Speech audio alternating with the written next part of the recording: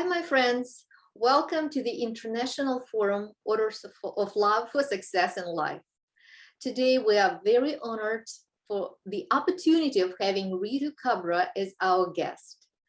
Ritu is certified family constellation facilitator. She is a hypnotherapist as well as NLP trainer. Recently, Ritu organized the very first constellation symposium on the Indian subcontinent. She is actively involved in spreading awareness of family constellations work. Ritu teaches both family and business constellations. Hi, Ritu. I'm so happy to see you. Hi, Victoria. It's a great honor to be invited by you for this interview. And I'm always happy to talk about constellation work. Awesome. Thank you again. I could not wait to ask you this question. How and when did you realize that family constellations can benefit you and other people? So let me go a little bit back. And in 2005, I was first introduced to alternate healing through hypnotherapy. And then I did various other modalities. And I would say about 7 years back, someone introduced me to constellation work. And I was like, no, I know enough. I don't want to learn anything new. I already know so much. But the person insisted, no, I have one constellation. And that constellation completely blew my mind. I was so amazed by what came up. And I realized that this was almost like the missing piece in the therapies I was doing, because I was working with clients, I was doing inner child work, I was using NLP, hypnotherapy, but there was always a question of why. Why would something like this happen to this child? Or why would a mother be violent? Or why would a father be sexually abusive to his daughter? And somehow this was what answered those whys for me, because we could look into the system and see what it is in the system that was making this happen. So for me, it was absolutely the thing that I needed in that moment to complete what I was already doing. So yeah, that's how I came into constellation work. And I think once I got involved with constellations, there was like, I just couldn't stop. Yeah. I just felt like, this is something everyone needs to know about. Yeah, I know this feeling. And I know that you traveled to Germany to attend Bert Hellinger seminars. How did you learn about Bert Hellinger and about Hellinger School? So my first teachers were from India, and I learned with them. But there was such a pull to go to the source and learn it from the source. And of course, I started gathering books and reading them. And then I realized that it was Bert Hellinger who was the founder of this technique. And yeah, I decided to start going to Germany. And somehow that experience was so amazing because, we met so many people from all over the world. And what was amazing about it also was that each one of us has similar issues. It doesn't matter where in the world, which community, which background, what you come from. And so that's how I discovered Bert Hellinger, and then there was no stopping me. Do you remember the very first seminar in Germany with Bert Hellinger? Yes. Is there something special that you remember about that seminar? Or yeah, your very first impression? Yeah. So the first one I went for was the big seminar they have, where they are various trainers coming together, and it's a 5-day event.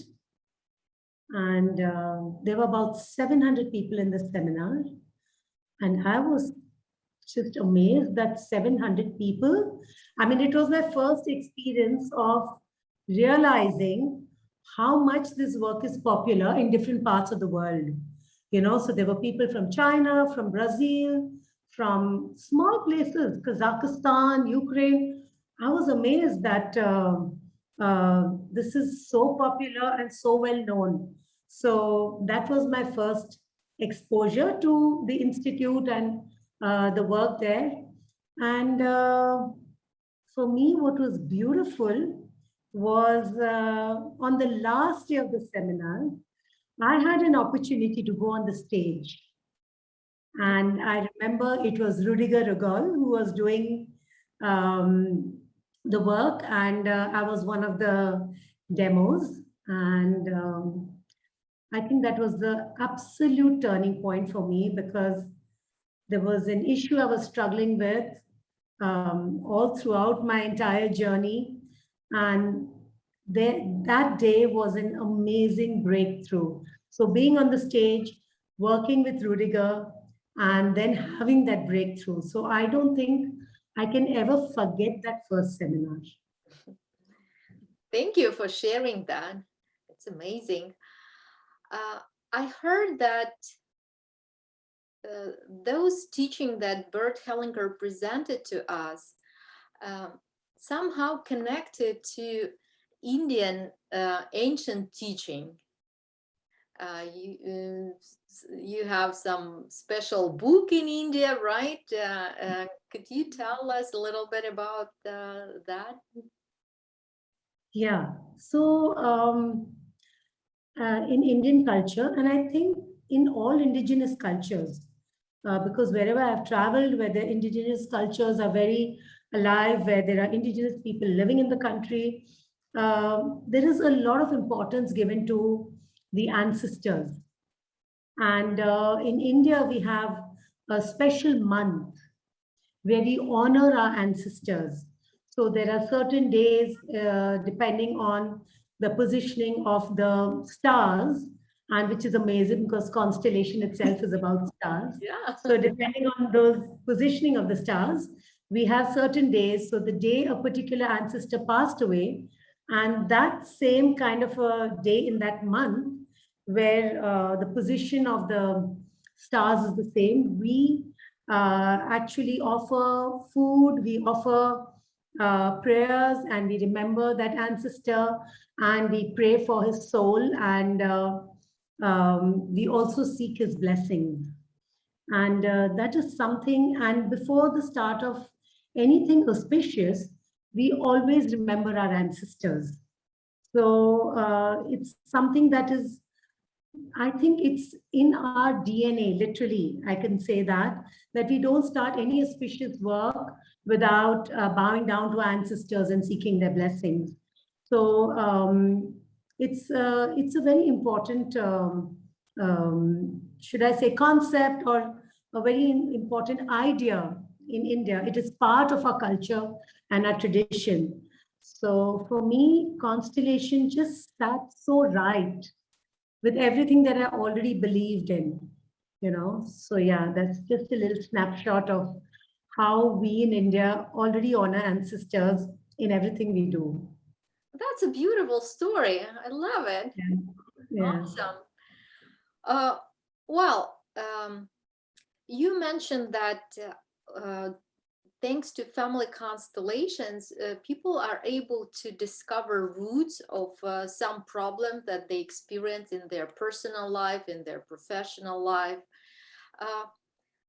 But what do you think about this work in general? Is that just like investigative work, or why it's important for people to know those roots?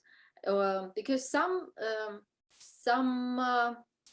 people, I believe, just see family constellations is the tool how they can satisfy their curiosity. Okay, I'm just wondering what happened to my grandparents, or let's see what my family did. But I personally believe that it's not tool for curiosity at all. What's your thoughts on that topic? What I'm hearing in your question is, why do we need to go to root cause? Is that your question? Yes, yes, I would say so. You know, why I'm asking, because recently Netflix showed episode with family constellations. And from this episode, it also looks like family constellations just shows dynamics. And that's pretty much it. So people say, hey, now I understand the cause of my problems. And my next question would be, so what?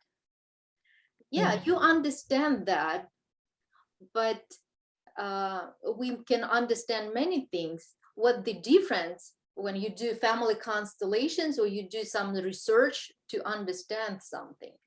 So what the effect of family constellations? How do you see that? Yeah. So I would like to start with a quote by Carl Jung. He says, what comes to awareness does not repeat as fate. Okay. And I love that because I see that's so true in constellation work. So let's put it like this. I would like to, so one is, like I said in the beginning, is there is a question. Like I would like to know, for example, that how is it possible that a mother is violent to her children, or as soon as a child is born, the father leaves and goes away, you know? So you would think that the parents would want to take care of their children and not really leave them and go away as soon as they are born. So obviously, an event like this, when it happens in someone's life, they grow up in an environment where there is not the kind of love you want. So there, maybe the mother's not emotionally available, the father's anyway not physically present. So the child grows up with in a very disturbed environment, in a dysfunctional environment, and that also affects the kind of person he becomes, right?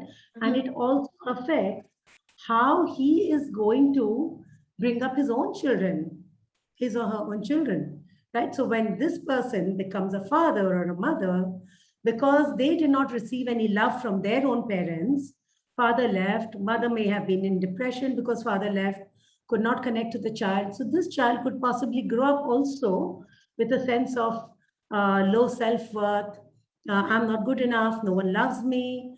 And then when he has children, would probably also bring up the kids in the same way, right? So now if such a client were to come to me that I don't know, I am not connected to my children, I feel there is no joy in my life, I feel low, I feel depressed, one would be looking at the context in which the child was born.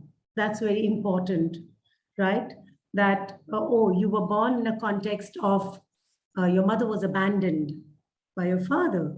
So that's important because she could not connect to her child and he had no connection with the father, right? But also, there would always be a question with the child, why did my father leave me? You know, and children tend to take the blame for everything. Or maybe if I was not born, my father wouldn't have left my mother, right? So it's also important to see what happened in the system of the father that made him leave his wife and his newborn baby. You know, maybe that was the same age that he lost his own father to war or to something else. His own father died. So something in him gets triggered, which then drives him to leave his family.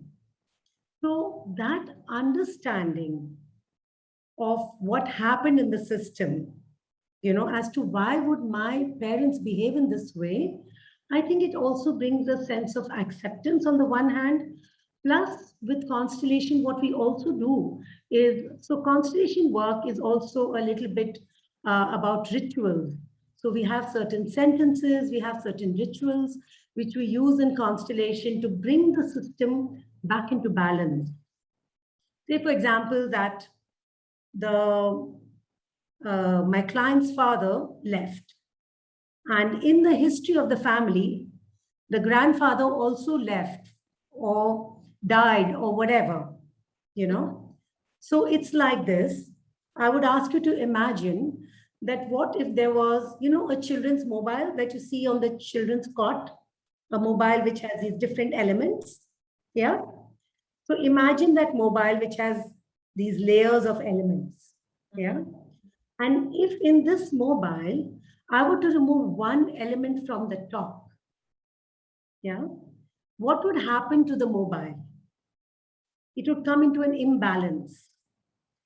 So what happens in a family system is, in order to balance this, someone else in the future generation does exactly the same thing and also leaves. But that doesn't really bring the mobile, it brings it into balance. But now what happens is two elements are missing, right? So with constellation, what we do is we bring back that grandfather, you know, who was forgotten or who went to war and never came back, or who died at that age, and then the son could never connect to his father. So we bring back, we put a representative for that grandfather, so the son can connect back to his father, and then he can become available for his own child. So basically, we are looking at healing the system of the family. It's not just about knowing what happened, but it's also about bringing back into balance what was imbalanced. So, Yeah, I love this image. Yeah, and it raised the next question. How do you see the role of family facilitator? How do you see your role as a family facilitator? I think that the one thing I've learned in doing this work is to be completely non-judgmental. What I have seen is, through my clients' cases, is any behavior which otherwise one would judge as good, bad, right, wrong. With constellation, we can always find an entanglement in the system which created this behavior. So you can say that it was an inner drive because of something else that happened in the previous generation, which was unhealed and unresolved. You know, so that unhealed, unresolved energy stays in the system, and then someone in the future generation unconsciously picks that up and starts behaving in exactly the same way. So actually, as a facilitator, the problem of my client is actually pointing to what is in the system that needs healing. So the problem points to the solution in a way, you know, and we basically, as a facilitator, open the field, place the elements, and allow the movements, which then gives us insight into what may have happened in the family system. And yeah, so I think the most important thing is being non-judgmental, understanding that everyone is doing their best, and making the client understand that the behaviors were not something that were done to hurt the client or as a way of making their life miserable, but it was everyone was doing their best. And that was, to them, the only choice they had. And that is not coming from a place of justifying the behavior, but it's coming from a place of looking at what else in the system created this, you know. And I would like to add one saying here by Rumi, which I love, and which is, beyond all ideas of right doing and wrongdoing, there is a field, and I will meet you there. Yeah, I Uh, love that too. It's beautiful. Uh, uh, so what I hear that it's not enough to know orders of love. hmm. Also important to develop this inner position, non-judgmental position, to be able to hold this space for family constellation to happen. And Also, I believe we should add it's no judgment, right? Well, honestly, I have always believed that constellation work is about finding where the love was missing, or where the love was lost, or where the love could not be expressed. And then in the system, it gets expressed in different ways, and sometimes um, even the anger is coming from a place of love.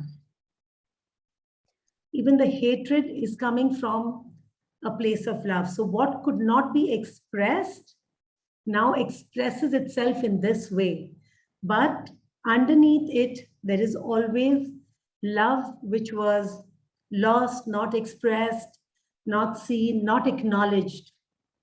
So that's always been my take on constellation work.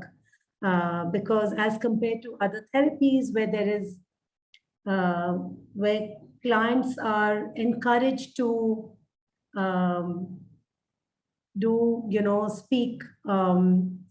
speak out their anger by saying things, abusing or letting out their anger or physical beating and things like that. With constellation, what I love is even the anger is simply expressed as I'm angry. And that's somehow just enough, Yeah. So I think that's what I love about this work is that um, every behavior has its roots in love which was not expressed or not acknowledged or not given a place in the system. Yeah, So, right. my I take on it. completely agree with you. My next question would be, I know that you spread this knowledge. Why do you think it's important for people to know orders of love and conscience? Victoria, ever since I got into this work, I have literally started using the theoretical knowledge as uh, something that I keep going back to every time I have a confusion about what should I be doing in this situation. So the orders of love, the balance of giving and receiving, the inclusion, exclusion, the hierarchy, all of that is something that I think I have absorbed so much that it literally guides decisions that I make. And it brings me so much peace when I am able to do it that way. And I think that even if one is not interested in being a therapist, it doesn't matter. It's not about being a therapist. It's about understanding that these orders of love are so important in how we deal with our relationships, our most important relationships, our relationship with our parents, with our siblings, with our partner. So I think that these orders of love can be literally guidelines for somebody to follow and live their life by them, and that could bring so much peace in your own space. So yeah, I think that's why it's very important, and that's the reason I have a lot of free seminars, and I also teach the work. I have regular workshops running where I teach this work, and yeah, you can literally wake me up at 2 in the morning and ask me to start teaching, and I could do that. Do you have some examples how people apply this knowledge in their personal life. I can see that you do that. I'm curious if your students shared with you some stories that Orders of Love help them to improve their relationships. Actually, even as we are doing the training, I have a small 5-day training which introduces them to all the basics.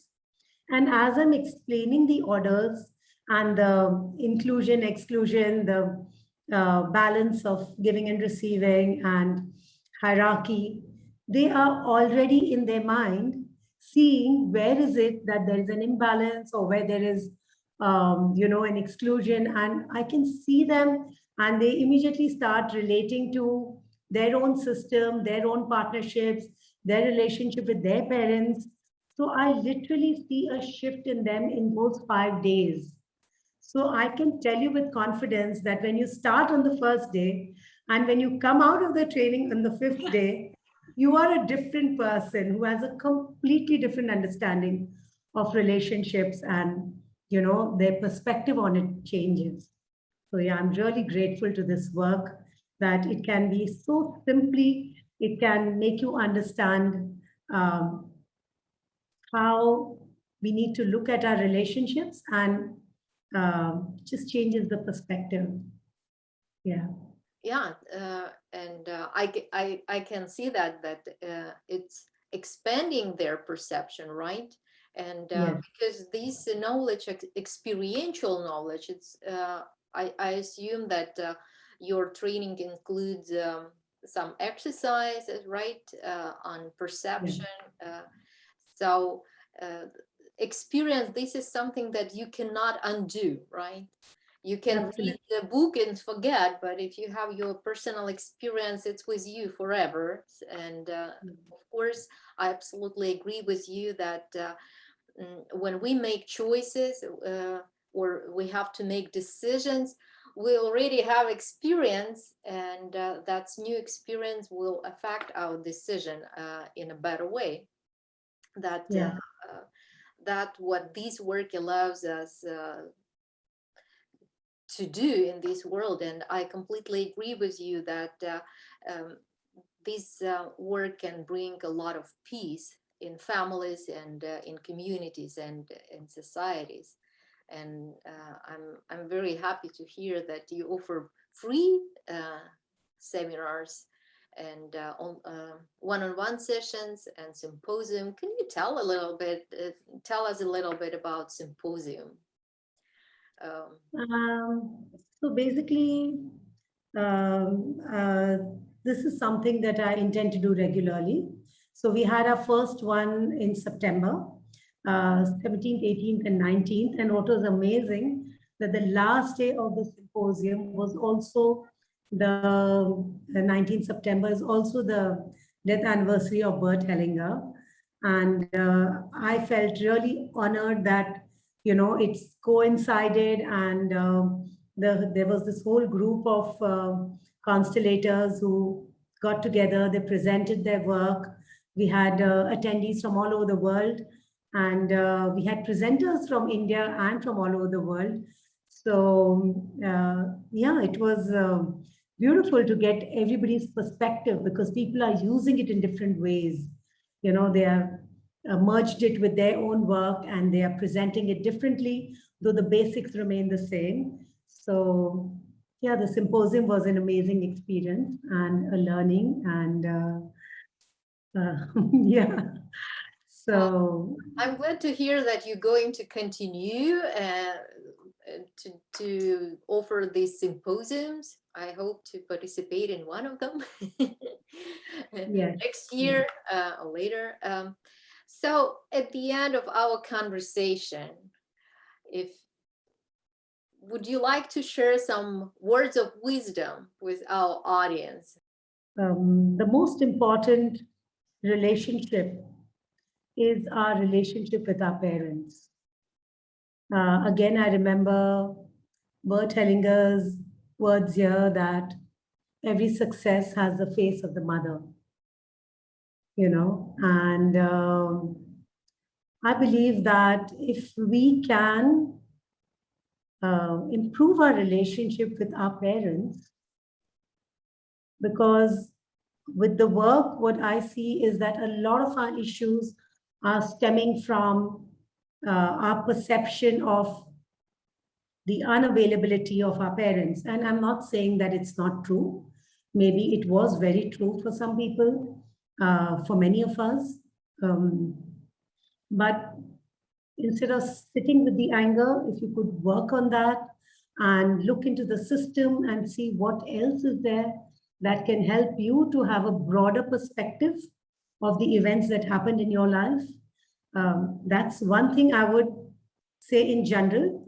And there's one more thing which I often have parents coming to me saying, oh, I want to work on issues with my children, my son.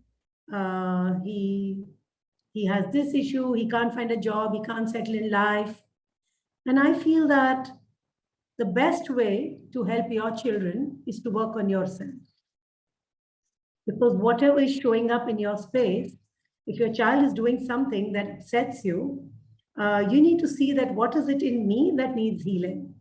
So I feel the more we work as parents on ourselves, the freer our children will be from carrying those stories of the system. So let's free our children by working on ourselves and our relationships. That would actually free them to live their lives. They don't need to carry what is unresolved with us. So I think that is what would be my advice. Thank you. Thank you. Thank you very much for your words of wisdom. Thank you very much for sharing your experience with family constellations. I'm wondering if you would be willing to participate in discussion of some very specific topic, for example, topic of forgiveness. I really would love to have your input on this topic in the future. Yeah, I would love to. I would love to. Okay. So then we will say goodbye to our audience today, and we will invite everyone for our next discussion. Thank you. Thank you, Victoria. And thank you everyone for watching. And I hope you invite me for more such discussions. I really enjoyed myself. Thank you. Bye. Bye.